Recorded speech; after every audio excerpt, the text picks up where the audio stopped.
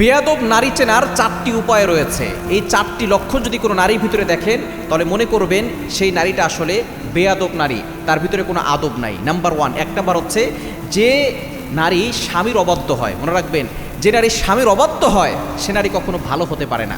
অথচ নবীজি সাল্লাল্লাহু আলাইহি ওয়াসাল্লাম নিজে বলে দিয়েছেন যে যদি কোনো নারীকে জান্নাত যেতে হয় তাকে 4টি কাজ করতে হবে। 4টি কাজ করলে তার জন্য জান্নাতের 8টি দরজায় খুলে দেওয়া হবে। 1 নাম্বার নামাজ পড়বে, 2 নাম্বার হচ্ছে রোজা রাখবে, 3 নাম্বার স্বামীর খেদমত করবে, 4 নাম্বার পর্দা করবে। কিন্তু দুঃখজনক হলো সত্য, অনেকে নামাজ পড়ে, রোজা রাখে, পর্দা করে, তো স্বামীর বাধ্য হয় না, স্বামীর খেদমত করে না, স্বামীর হালাল আদেশ সে শোনে না।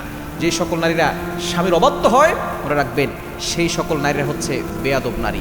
2 নাম্বার হচ্ছে যে নারী অতিরিক্ত ঝগড়া করে। আমাদের সমাজে কিছু নারী আছে সব সময় ঝগড়া করার জন্য পাগল করা হয়ে যায়, তিলকে তাল বানিয়ে তারপরে ঝগড়া করে, তারা পায়ের উপরে পা তুলে তারপরে কেমন যেন ঝগড়া করার জন্য পাগল করা হয়ে থাকে। মনে রাখবেন অতিরিক্ত ঝগড়া যারা করে তারা কিন্তু কখনো ভালো থাকতে পারে না। এই সকল নারীরা কিন্তু কঠিন বিপদে পড়ে যায়।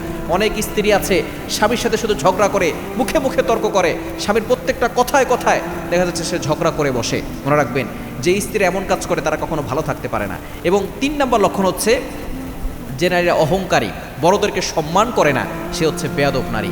অহংকারকারীকে আল্লাহ তাআলা পছন্দ করে না। আল্লাহ পাক রব্বুল আলামিন নিজেই বলে দিয়েছেন, ওয়ালা তামশি ফিল আরদি মারহা, তোমরা অহংকার করে জমিনে চলাফেরা করো না। এজন্য অবশ্যই সতর্ক থাকতে হবে। যারা অহংকার করে, বড়দেরকে রেসপেক্ট করে না, সম্মান করে না, এরা হচ্ছে বেয়াদব নারী। এবং 4 নাম্বার হচ্ছে যারা বেপরোয়াভাবে চলাফেরা করে, পর্দা করে না, আল্লাহর বিধান মানে না, আল্লাহর কোরআন মানে না, তার যা ইচ্ছা তাই করে, সে হচ্ছে বেয়াদব নারী। সুতরাং এই সকল নারী থেকে আপনি সাবধান।